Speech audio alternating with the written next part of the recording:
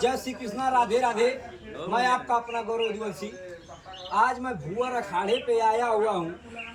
एक बार तो आया था, आप लोगों को दिखाया कि भैया धरोहर को बचा रहे हैं, भैया धरोहर को बचाने में आगे बढ़े हुए हैं।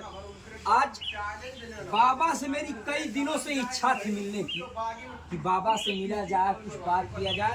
ये आखिरी पीढ़ी है, मुझे लगता है कि इनके बाद कोई भाजने वाला नहीं, गदा भाजने वाला कोई नहीं। बाबा से मिलकर बहुत अच्छा लगा। बाबा दिल के बहुत ही अच्छे इंसान हैं, और सबसे बड़ी ये बात कि इनके अंदर का हौसला अभी जीवित तक कहते हैं कि मेरे जैसा आज का कोई 18 साल का लड़का गदा नहीं भाज सकता।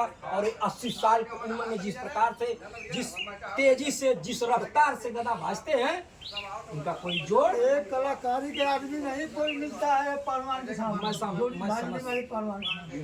एक कलाकारी जो कलाकारी में अपन भाजते हैं, अरे दादा, एक हाथ दो हाथ आपका जोड़ नहीं है। चालू करा हो।